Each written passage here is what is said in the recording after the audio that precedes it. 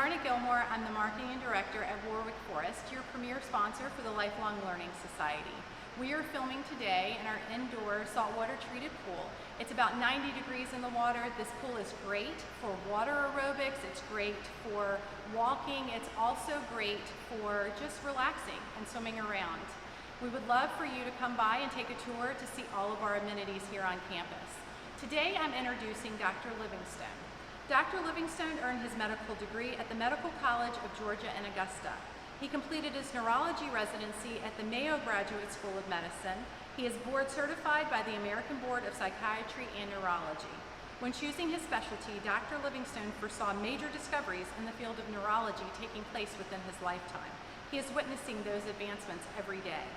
He holds particular interest in stroke and movement disorders and enjoys the collaborative environment at Riverside. Though certain diseases may be untreatable, Dr. Livingstone believes that every patient is treatable. Thank you, Dr. Livingstone. I don't know if everyone can hear me. Hopefully you can. Yes. Oh, that means yes. Okay, well, good morning. Still is morning here on the East Coast. I understand that everyone has already had a talk from Dr. Ramakrishnan on acute stroke management.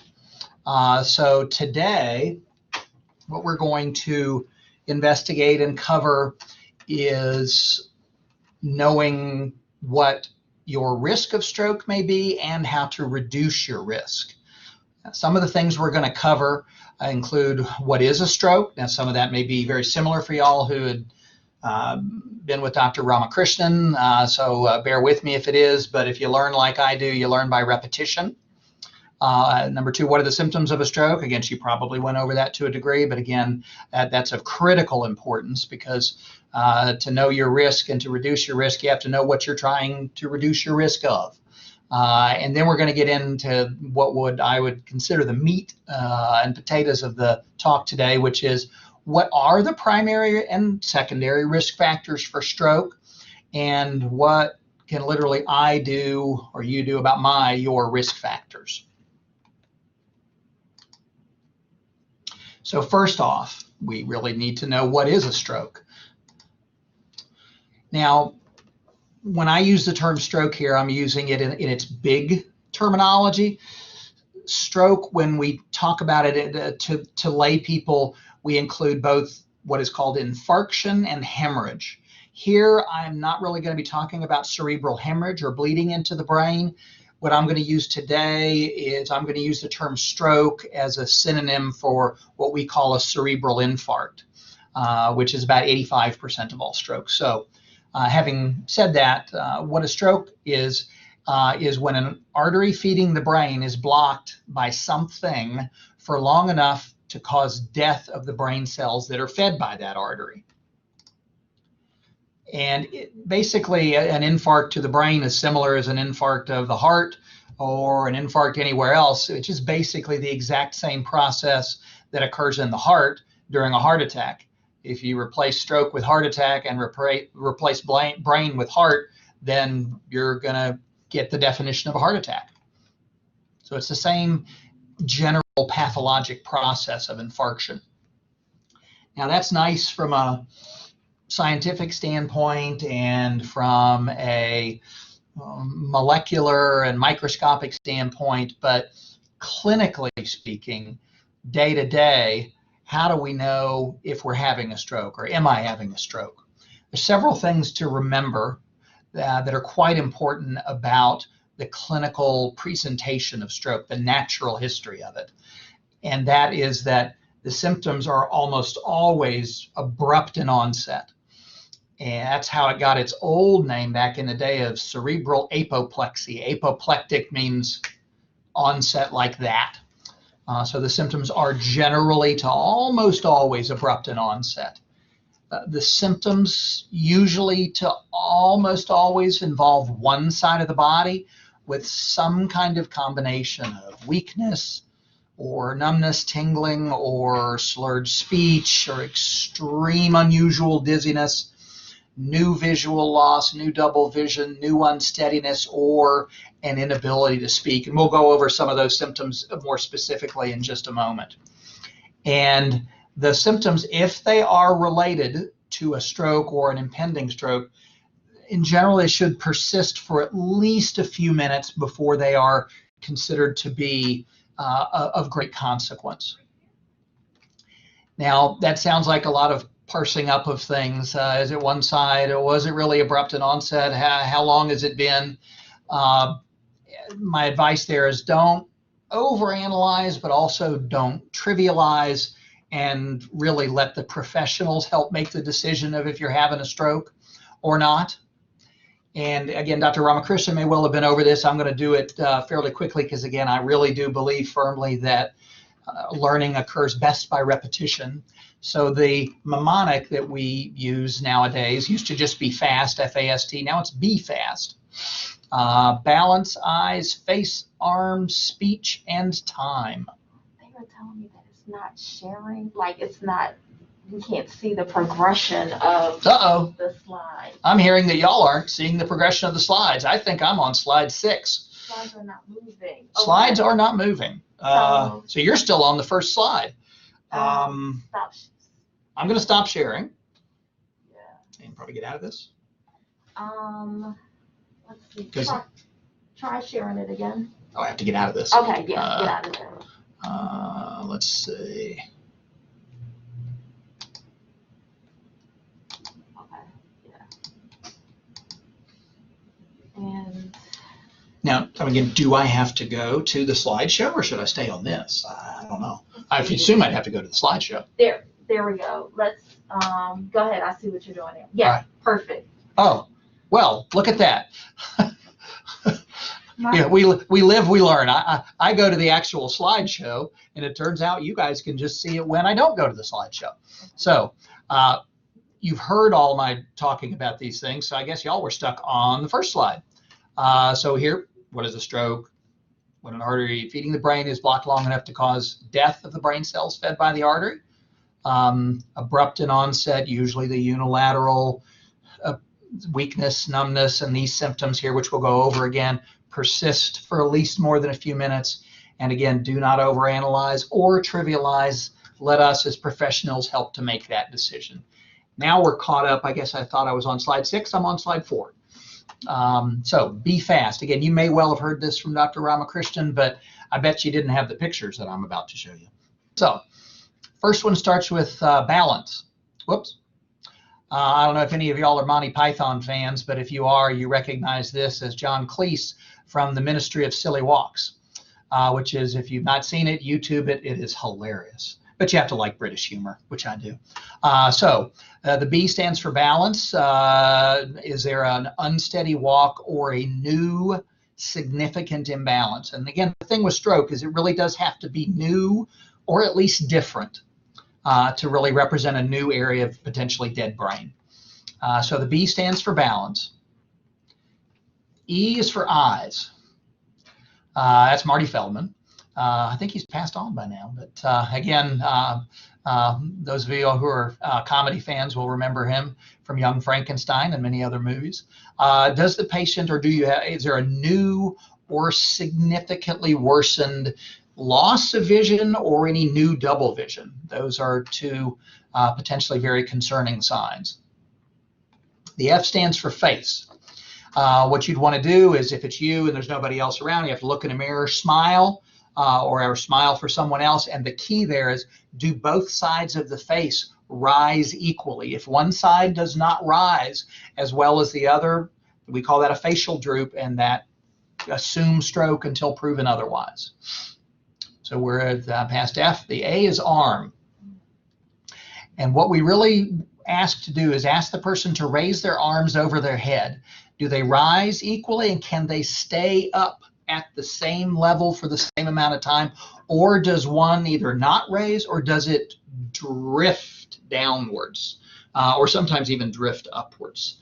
Normally it should be able to stay in the same position. S stands for speech. Now I had to dig back 1 or 2 presidents ago to find Obama. Ask the person, or try to speak a simple sentence. Although for some people it's easier than others to speak a simple sentence. The question is it clear? Is the language appropriate?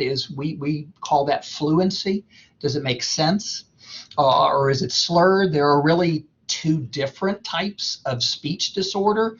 One is called a speech disorder, and the other is a language disorder. An example of speech disorder is something that is slurred, where the words are coming out like the correct words are coming out, but they're coming out slurred.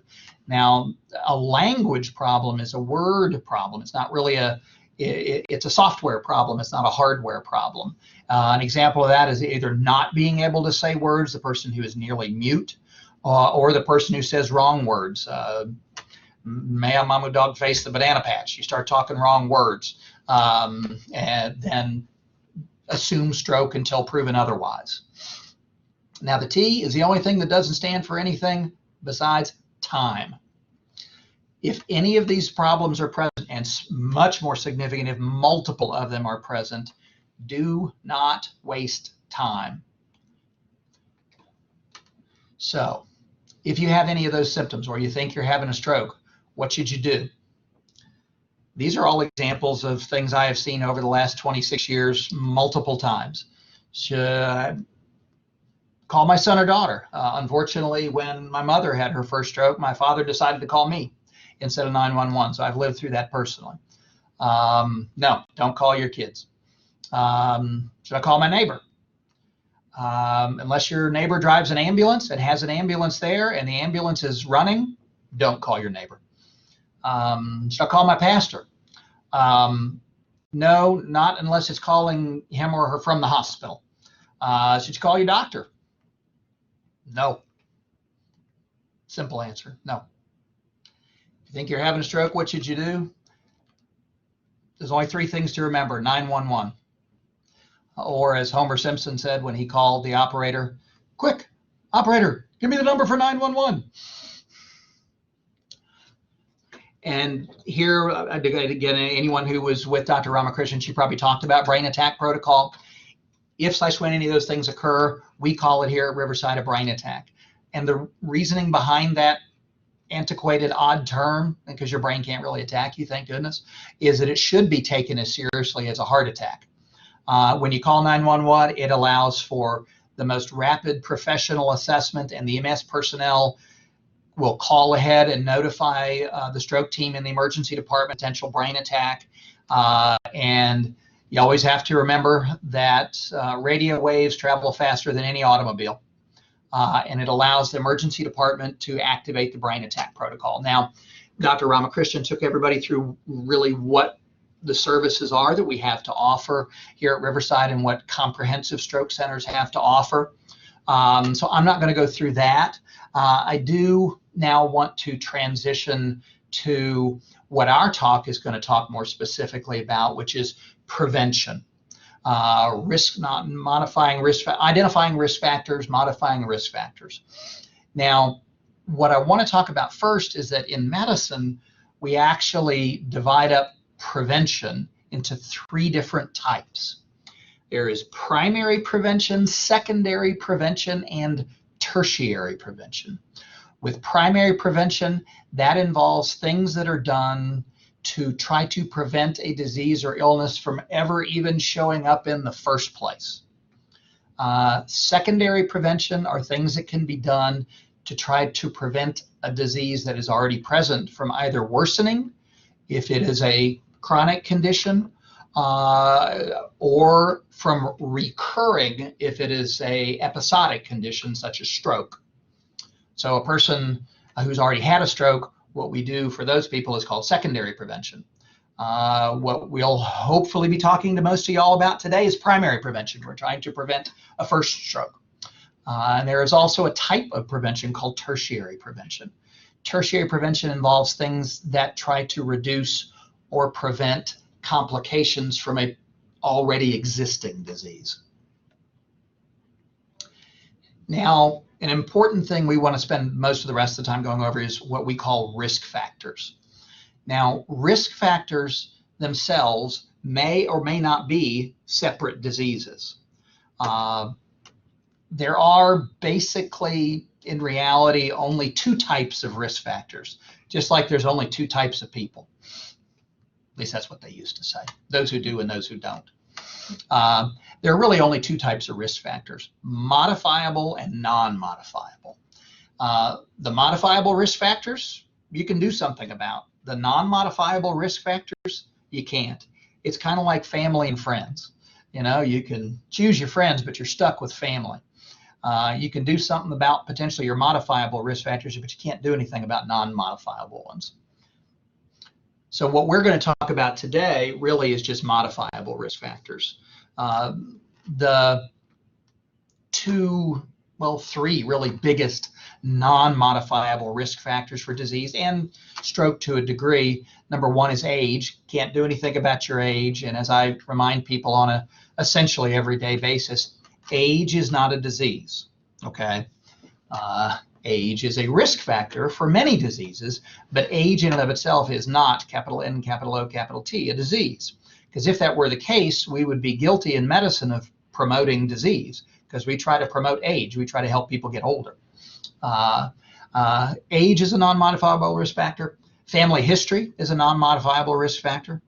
Again, you're stuck with family. Anything that is by family history or that is truly genetic was determined at the moment of conception. So can't do anything about that. The third non-modifiable risk factor is a combination of your sex, your race, those kind of things. We are who we are. Those are non-modifiable risk factors. We're not really going to talk about those today. So what we're going to focus on here is modifiable risk factors. So what we want to try to do is modify our modifiable risk factors. So what are the modifiable risk factors for stroke?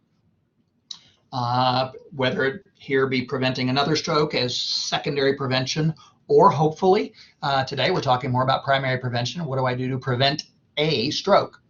The primary risk factors are hypertension or high blood pressure, high cholesterol or hyperlipidemia, another name for it, smoking, sedentary lifestyle, cardiac diseases, especially atrial fibrillation. I'm not going to talk too much about that because that's actually a talk better given by a cardiologist. Diabetes, alcohol intake, and obesity. We're going to define each of these and go over them in a little more detail. Hypertension.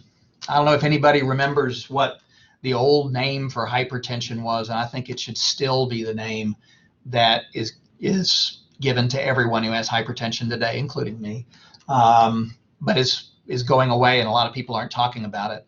The old term for hypertension is the silent killer, and we'll talk about that in a moment. Basically, with hypertension, you want to get screened.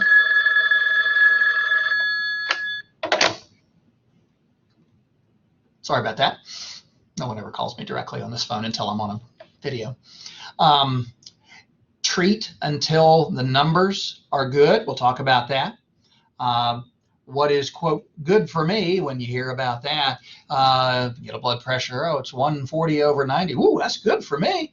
Now we'll talk a little bit more about that. And, you know, what are actual treatments? There's diet, exercise, and the dreaded medications, but we'll talk about that. You know, one of the big questions, obviously, about hypertension is, what is hypertension? How high is too high? Now, back when I started medical school, when Ronald Reagan was still president, and when I started residency when George Herbert Walker Bush was president at the beginning of the decade of the brain back in 1990, for everybody who remembers that, blood pressure numbers and targets were even higher than this. The longer we go and the more we learn, the target, as you can imagine, just gets lower and lower and lower and lower, because high blood pressure is not good for us. So normal blood pressure, truly normal blood pressure, the top number, systolic, is less than 120. And, not or, the diastolic, the lower number, is less than 80. Category of elevated blood pressure without a diagnosis of hypertension, systolic is between 120 and 130, but the diastolic this is an and the diastolic still less than 80. There are stages, quote unquote, of hypertension, but really if you're systolic on several different determinations is over 130, and if you're or if your diastolic is over 80, you have hypertension. It does not matter how you feel, because remember, hypertension doesn't really cause much in the way of symptoms, if any. That's why they call it the silent killer, or used to. So mild or stage 1 or early hypertension is in this range. Stage 2, more significant, is 140 or over, or 90 or over. There's a term called hypertensive crisis. That's if your upper number is greater than 180, and especially if your diastolic is greater than 120. Those things you need to talk to your doctor immediately about. Again, the old name for hypertension, I believe, is still the most appropriate, the silent killer. Not to say that elevated blood pressure can't cause symptoms. When it is very elevated, it can cause headaches, although as a neurologist who sees a large number of headache patients, I can tell you that high blood pressure gets far too much credit for causing headaches than it deserves. If anything, headaches tend to cause blood pressure to be elevated much more often than elevated blood pressure tends to cause headaches. Nosebleeds can be related to extremely high blood pressure, but most people have nosebleeds, their blood pressure is normal. Shortness of breath with exertion or dyspnea on exertion can be caused by when blood pressure is very elevated. But you have to remember, these things are uncommon, and the only way to know what your blood pressure is to get it checked. And thank goodness that's really easy. And remember, easy things are easy. Hard things are hard, but easy things are easy. And getting your blood pressure checked is really easy. And it's important to know that it's easy, because how significant actually is hypertension, or how significant of a risk factor for stroke is hypertension? It is and remains by far the #1 most significant modifiable risk factor for stroke. Period.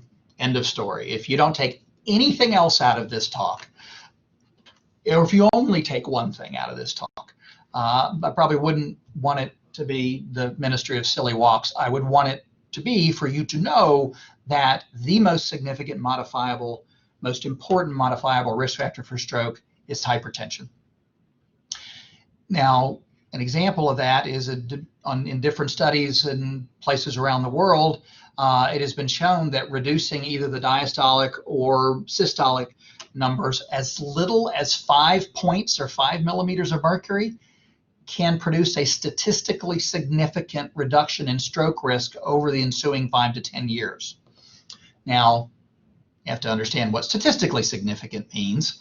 Statistically significant means that it occurs at a higher rate, or a lower rate, than would be expected by chance alone. So the risk reduction is small, but it is statistically significant. So again, easy things are easy, hard things are hard.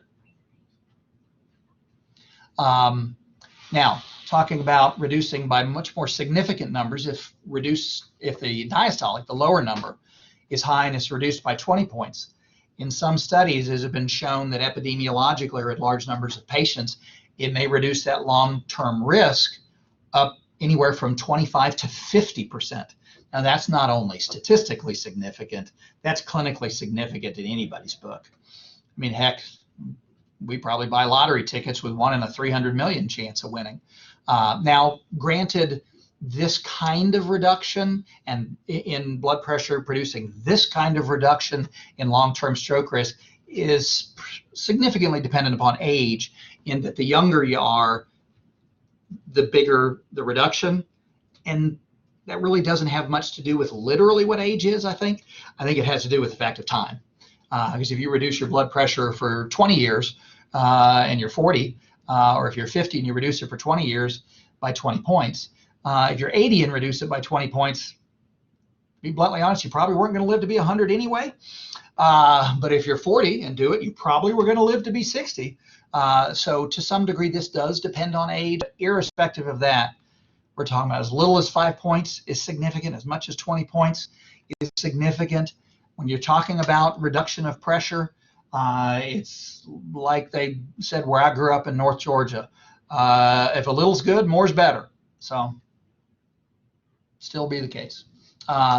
So if you have hypertension, if it's been identified, what can you do about it? Well, there are several non-medicinal, non-pill ways to do this where you don't have to visit the pharmacy. First and foremost, there is diet. There is a diet called the DASH diet.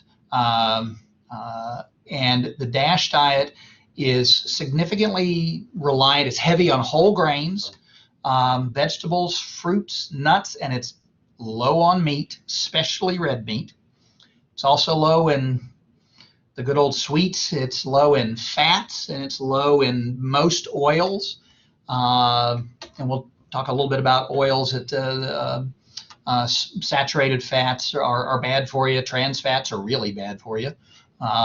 Fish oils and things that are high in omega-6 and omega-9 actually probably have a reduction in risk, vascular risk. And there's a lot of attention, a lot of attention to intake of sodium or salt. Ideally, we would like a total daily intake of sodium chloride and salt of 1,500 milligrams per day or less. To give you an idea, the most recent average I could see in an American diet is closing in on 2.5 times that amount, over 3,400 milligrams per day. Sometimes salt can hide in places you wouldn't think. Something that people like to eat and think it's good for you, and to a great degree it is. One of the biggies that is high in sodium that you wouldn't know unless you read the label is soup. Anybody who's ever made soup knows that unless you put a lot of salt in it, nobody wants to eat it because it doesn't taste very good. But a lot of sodium can hide in soups. Sodium tends to hide in processed foods. It tends to hide in processed meats especially. And of course, there's good old table salt. So you want to reduce your sodium intake. Exercise is a biggie. Aerobic exercise or aerobic exercise. And the definition of aerobic exercise, the big picture definition of aerobic exercise is a kind of exercise that increases your heart rate or your respiratory rate. If it makes your heart or your breathing go pitter-patter, that's aerobic. So aerobic exercise can lower the systolic or top number anywhere from 4 to 9 points, which is good. In general, the recommendations are 20 minutes of moderate exercise, aerobic exercise, or 10 minutes of heavy exercise. I left out the how many times per day, weekly. It should be at least 3 to 5. Now again, 3 to 5 days per week, but on a weekly basis. So the key to both diet and exercise, which makes them somewhat difficult to do, is you got to do it every stinking day. And it just requires a change in mindset. This is another one where, from a standpoint of how often do you exercise, as long as there aren't significant orthopedic issues, or unless you're a cardiologist or a primary care doctor will tell you from a heart standpoint you need to take it easy on exercise. Except for those, it's kind of like we said earlier, if a little's good, more's better. Now, there are medications. Sure there are. I'm on a medication. There are many, many medications now, and most of them actually are very well tolerated.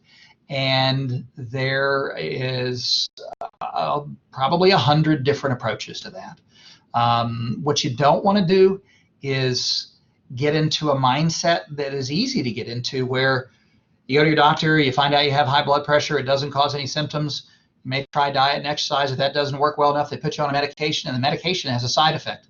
So the condition you have didn't cause you to feel bad, but the treatment causes you to feel bad. That's where a lot of people will stop the treatment, because how can it be good for you if it makes me feel bad? Well, the approach I would suggest is that if you end up needing to go on medications, and if they have any kind of obvious side effects, just talk to your doctor, your practitioner. There's so many medications and so many treatments out there that we can almost always find a treatment that is well tolerated. And remember, the most significant modifiable risk factor for stroke remains hypertension. So if that hypertension is mild, if blood pressure is just elevated, like on that chart we talked about earlier, or if it's the stage 1, the numbers aren't terribly high, but they're still too high. If it's mild, your practitioner or your physician may probably recommend diet and exercise first. If that's not enough, medications are needed. If the elevations are more significant, medications may well be needed right off the bat. And some medications have particular benefits in particular populations, and it's not really important for me to go over that right now. But again, just to remember that there's more than one way to skin a cat. So only way to know if you have hypertension is to get screened. It's incredibly important to get screened, and if it's high, it's incredibly important to be treated. And not all treatment revolves around medication. So that's hypertension. High cholesterol. That's a good looking meal right there. Yeah, see, I grew up in the South, so that's a very common meal. For high cholesterol or hyperlipidemia, issues are really get screened, reduce the LDL. We'll talk about that. There's meds, diets, and exercise, just like there is for high blood pressure. So high cholesterol or hyperlipidemia, hypercholesterolemia. Symptoms? Absolutely none. There's no way you can know what your cholesterol is unless you get a blood test. And there are a number of different factors that determine our cholesterol levels, including our genetics, who we were born to, what we eat, and what we do, exercise. There is, for lack of a better term, types of cholesterol that are good, quote unquote, called the HDL or high density lipoproteins, or quote unquote bad cholesterol, the low density lipoprotein or LDL. So when you hear numbers, your total cholesterol, it's good to know your total cholesterol, but that really is not the whole story. It's a part of the equation here. Now, another thing to remember about cholesterol is not a poison. Every cell in every animal's body, the cell wall is made up of cholesterol. We need cholesterol. It's not a poison. Now, remembering that all animal cell walls are made of cholesterol, no plant cells contain cholesterol. Their cell walls don't contain it. So when you pick up something that's made from vegetables at the store and it says no cholesterol, your answer to that would be duh, because it can't have cholesterol because it's plant. So going back to animal cells, meat and things like that, you specifically want to try to avoid things called trans fats and saturated fats. Now, with the laws and labeling of foods, they're mandated to label under fats what's saturated and what's unsaturated. They're also mandated to put on there how much is trans fat in there. So if you read labels, you'll find out these things. One of the ways, actually two of the ways by what you take into your mouth to actually potentially reduce cholesterol levels is increasing dietary fiber and increasing whey protein are both things that tend to take cholesterol out of our body. So the things to remember is all animal products can have cholesterol in it. No plant-based products intrinsically contain it. Now, exercise, kind of like with high blood pressure, is good for you. The way exercise can be good for high cholesterol is exercise tends to increase our good cholesterol, tends to increase our HDL. So exercise is good. Remember it. What we eat generally doesn't have as much an impact on our HDL. Our good cholesterol, what we eat, tends to have much more of a effect on our LDL, and what we do as far as exercise has a bigger effect on our HDL. Now, I'm not really going to talk a whole lot about medications here.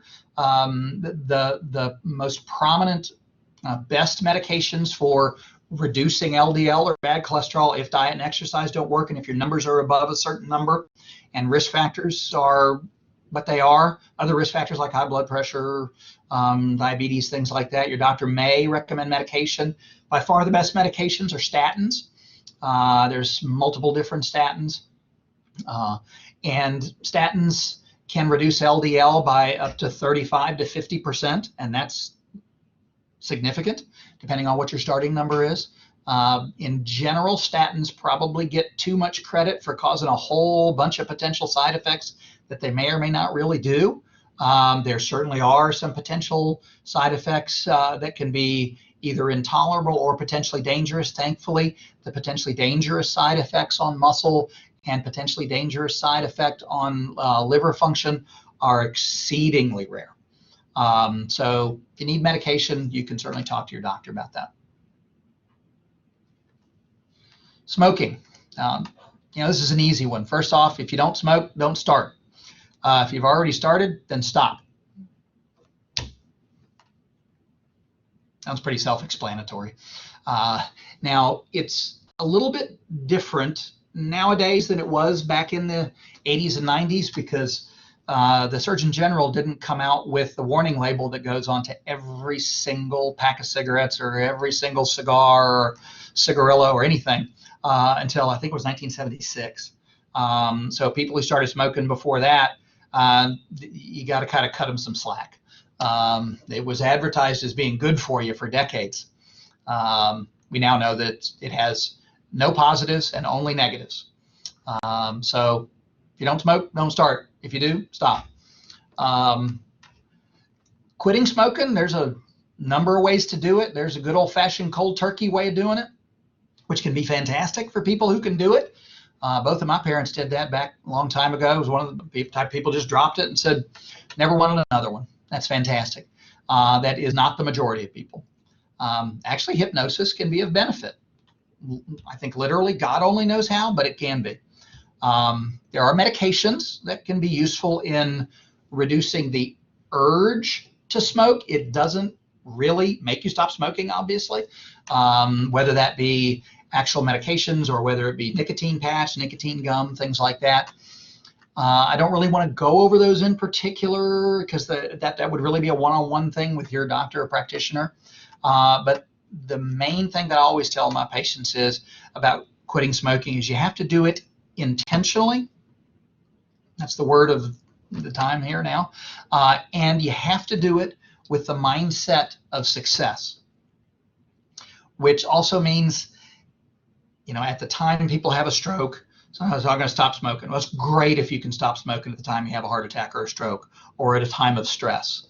Sometimes doing this at a time of stress can be difficult. You basically want to set a time, you're going to do it, and then stick to it. Otherwise, it's just like what Mark Twain said, quitting smoking's easy. I've done it 1,000 times.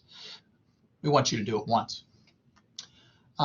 Sedentary lifestyle is a risk factor for stroke. Now, it's predominantly what we would call a secondary risk factor in that as a primary risk factor, sedentary lifestyle really doesn't affect stroke risk that much, but lack of exercise has negative effects. Exercise has positive effects on blood pressure, cholesterol control, and diabetes control. And the thing to remember about exercise is that really any type of exercise is better than no exercise. Aerobic exercise from a medical standpoint, when we're talking about stroke risk reduction, aerobic is best and frequency is the key. It's best if you can do it at least 5 days a week, 7 days better.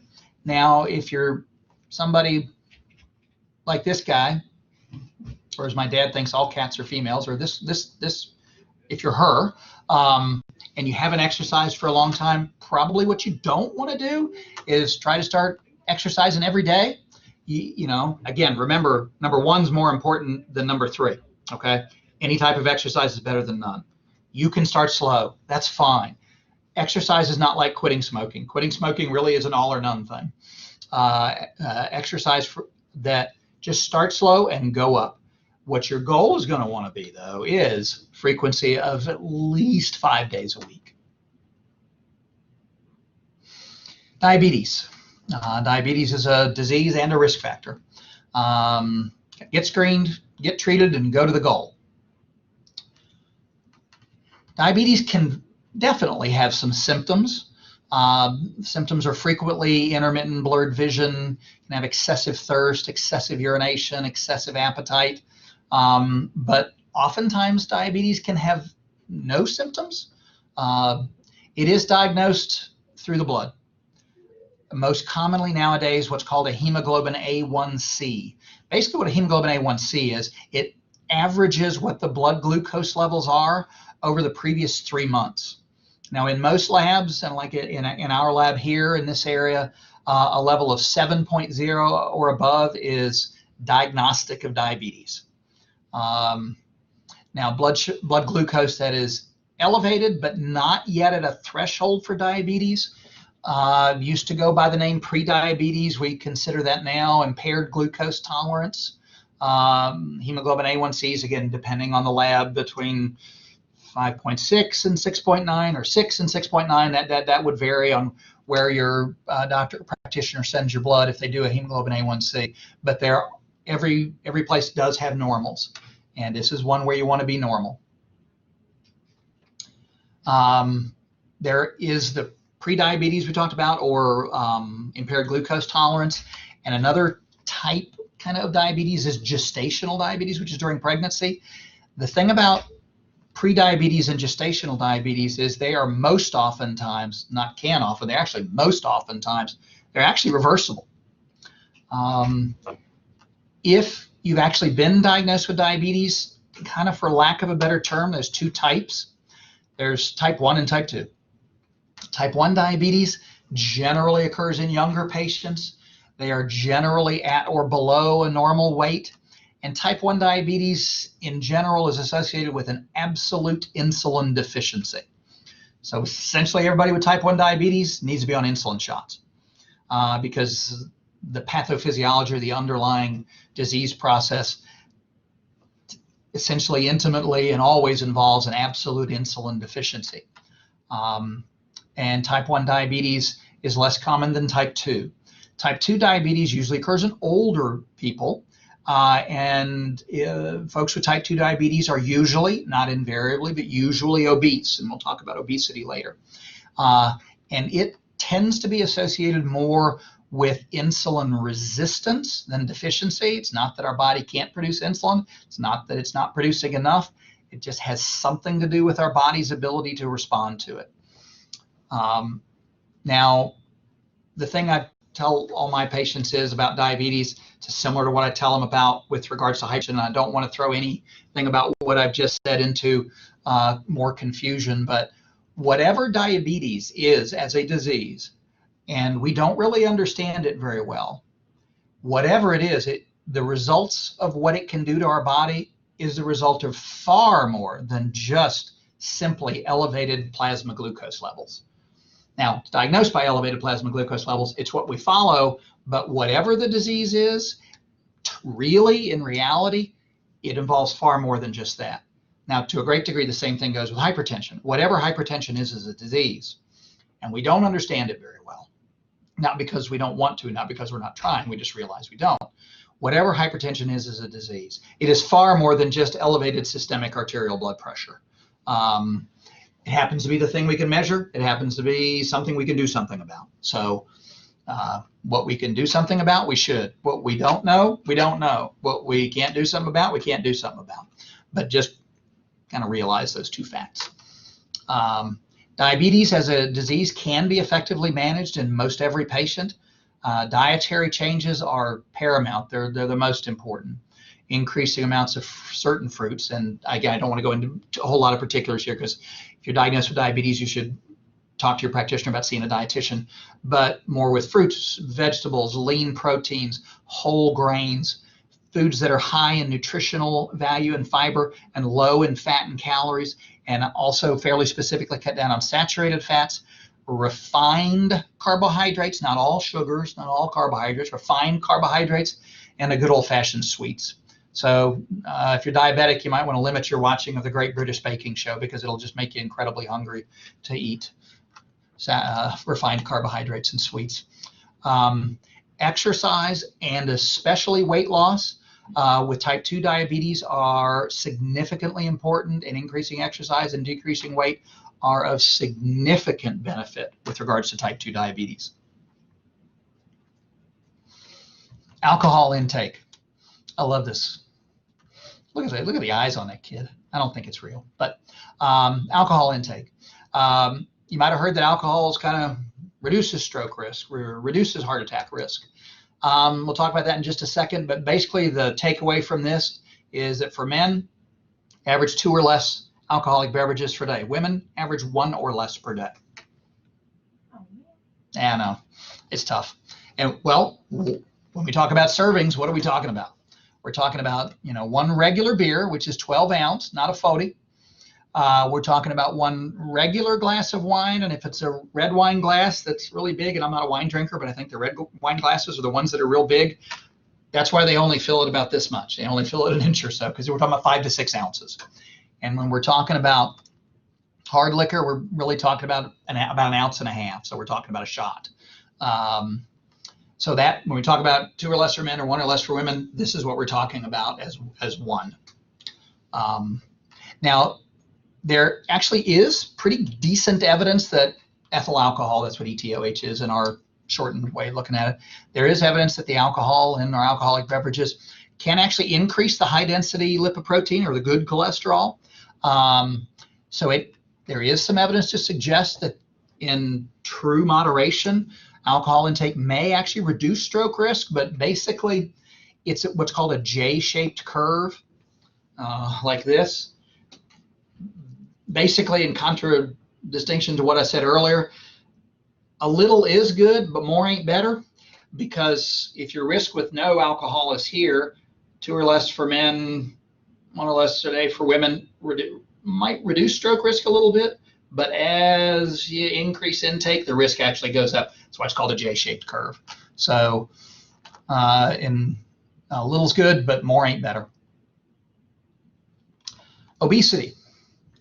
I really do appreciate this picture as a neurologist, because I'm not sure I really understand why the guy's wearing a helmet to eat. My best guess is that if he eats all that, he's going to go into the proverbial food coma. And if he goes into a food coma, he might fall over. And my kids will tell you I'm all about wearing helmets for protection. So maybe that's it. So obesity, if you're obese, lose weight. That's what my doctor's going to tell me at my physical later today. And if your BMI is greater than 30, try to get it below 30, which is what my doctor's going to tell me later today. Now, the definition of obesity.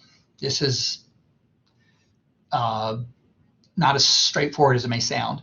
Definition of obesity now is defined as a BMI or body mass index of greater than 30. It has to do with age, sex, and predominantly height and weight. But not all 30s are the same. A weightlifter and trained athlete, especially somebody who really is big boned, may have a BMI of 31 and have a fat percentage in their body of 5%, and they're not obese.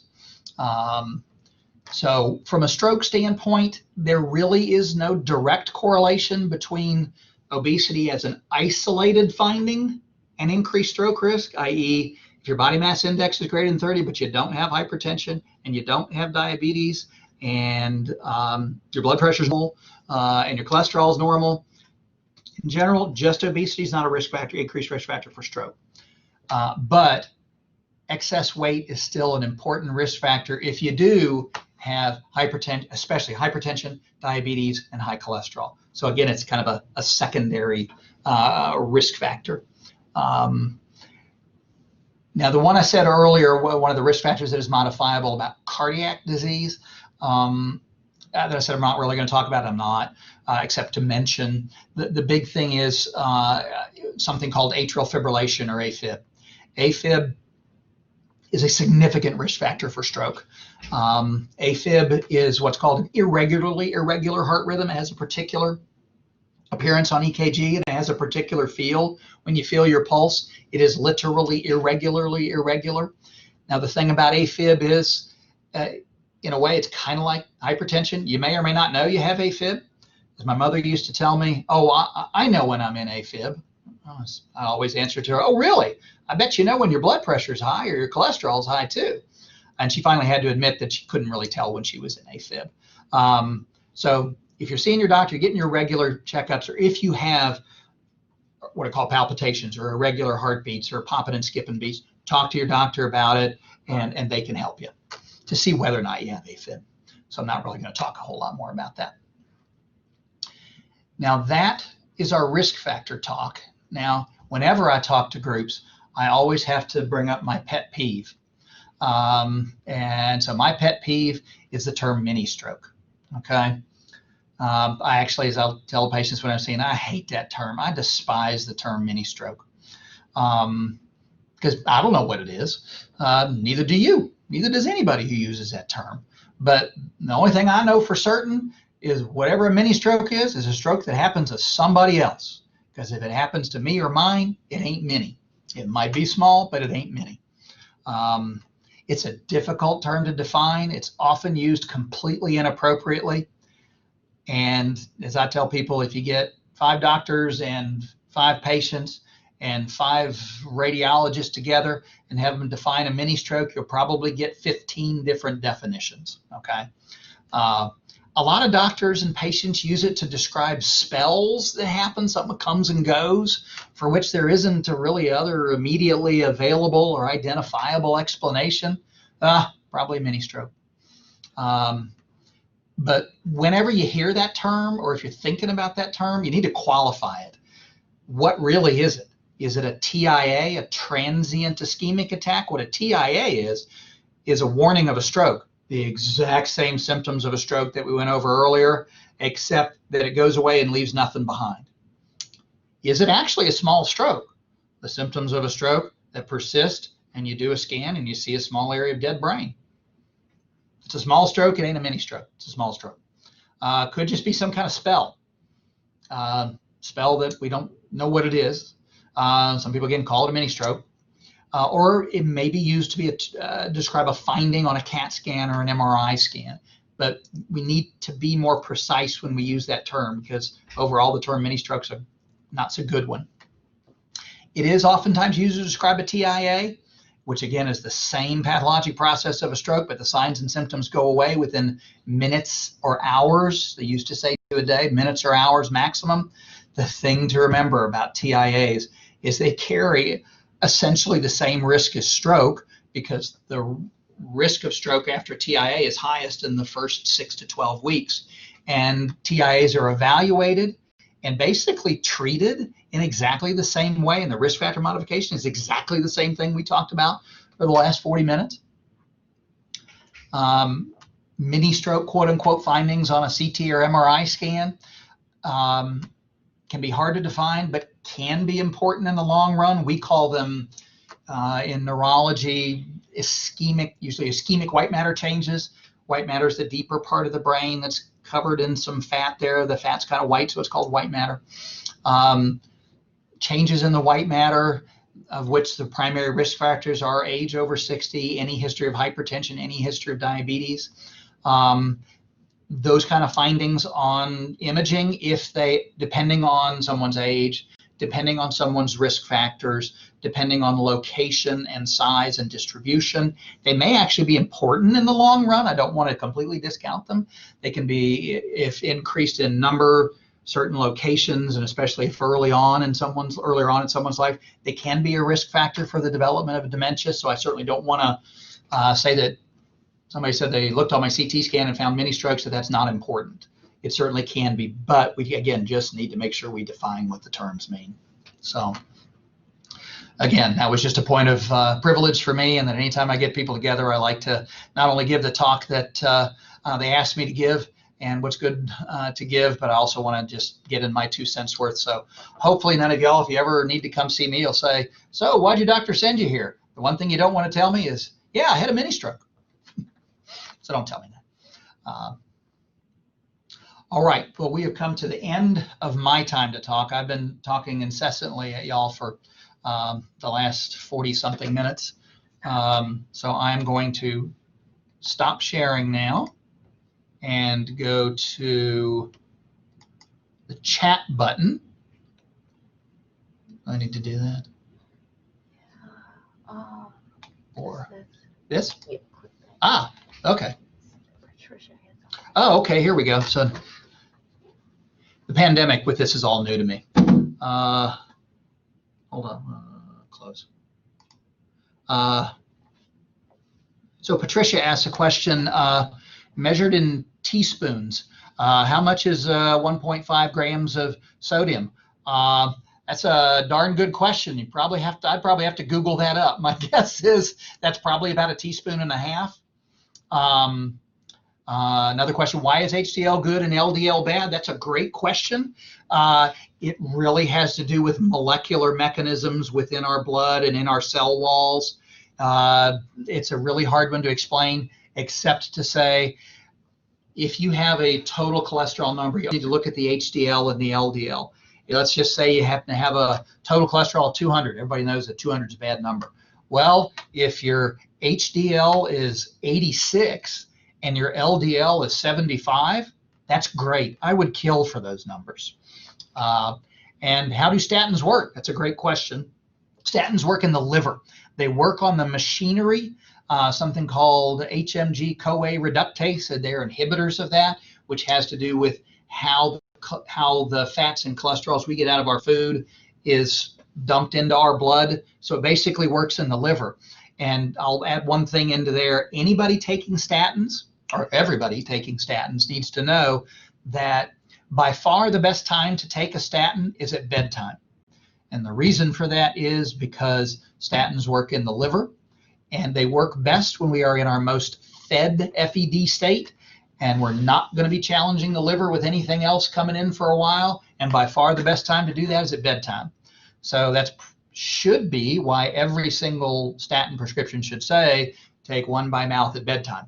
So wish I could tell you why it's good and bad, and wish I could tell you exactly how it works, but that's on a molecular level. But the main thing to know is that HDL is good, LDL is bad, and statins work in the liver.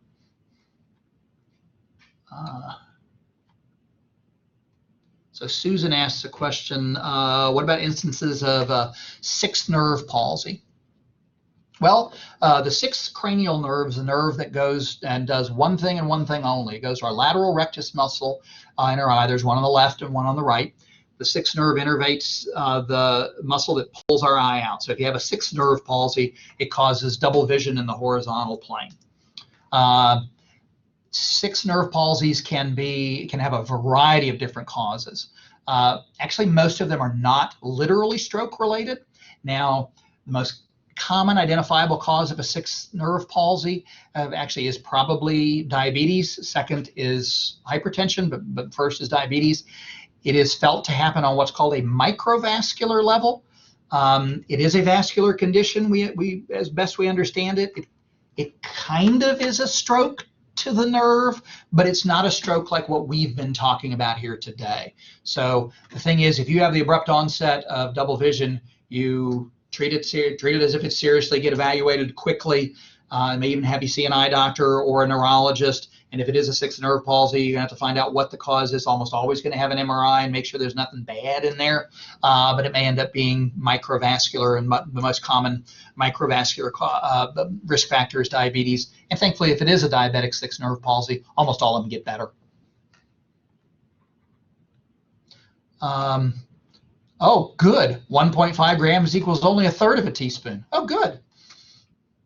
So you can use more teaspoons, but now you realize when they talk about adding half a teaspoon or a teaspoon of salt to something, yeah, it's a lot. Yeah.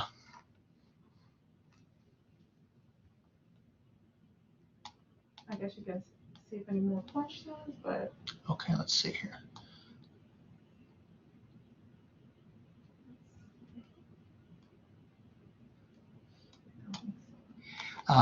Anybody else have any other questions?